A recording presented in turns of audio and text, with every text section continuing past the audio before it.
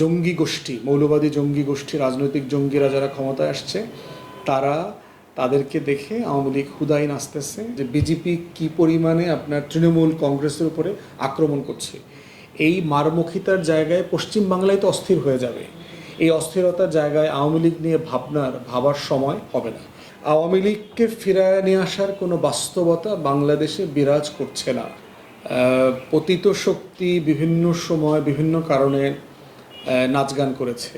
আমার মনে আছে যে ট্রাম্প যখন নির্বাচিত হইল তখন সে খুবই খুশি হইল, কারণ ইয়ের সাথে ইউনূস সরকারের সাথে ডেমোক্র্যাটদের সম্পর্ক ভালো। সো এইবার মনে হয় ট্রাম্প তাদেরকে ক্ষমতায় নিয়ে আসবে, মোদি আর ট্রাম্প মিলে তাদেরকে ফেরত নিয়ে আসবে। সেটা হয় নাই।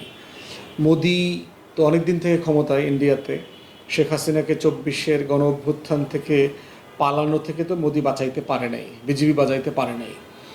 এখনও পশ্চিমবঙ্গে এই যে একটা উগ্র জঙ্গি গোষ্ঠী, মৌলবাদী জঙ্গি গোষ্ঠী, রাজনৈতিক জঙ্গিরা যারা ক্ষমতায় আসছে তাদেরকে দেখে আওয়ামী লীগ হুদাই নাচতেছে। কারণ যে কোনো হতাশ জনগোষ্ঠী, পতিত জনগোষ্ঠী, পানিতে ডুবন্ত জনগোষ্ঠী খড়কুটা পাইলে একটু খুশি হইতে চায়। তো ওই রকম একটা খুশি হওয়ার বাস্তবতা দেখতে পাচ্ছে। পশ্চিমবাংলার রাজনীতি যখন বেশি উস্কানিমূলক জায়গায় চলে যাবে, আপনারা দেখতে পাচ্ছেন যে বিজেপি কি পরিমাণে তৃণমূল কংগ্রেসের উপরে আক্রমণ করছে। এই মারমুখিতার জায়গায় পশ্চিম বাংলায় তো অস্থির হয়ে যাবে। এই অস্থিরতার জায়গায় আওয়ামী লীগ নিয়ে ভাবার সময় হবে না।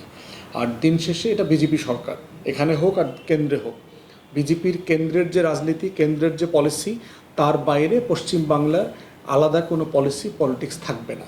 তো বিজেপির সারা দেশের পলিটিক্স তো আমরা জানি। বিজেপি 24-এ কী করছে জানি। 24 থেকে গত 2 বছর ইন্ডিয়া মিসইনফরমেশন ক্যাম্পেইনের নামে কী করেছে আমরা দেখেছি। তো সব কিছুই মিলে আওয়ামী লীগকে ফিরায় নিয়ে আসার কোনো বাস্তবতা বাংলাদেশে বিরাজ করছে না। বাংলাদেশের সংসদে আপনারা দেখেছেন রাজনৈতিক দল আকারে তার কার্যক্রম যেটা সাসপেন্ডেড ছিল সেটা র্যাটিফাই করেছে সব দল মিলে।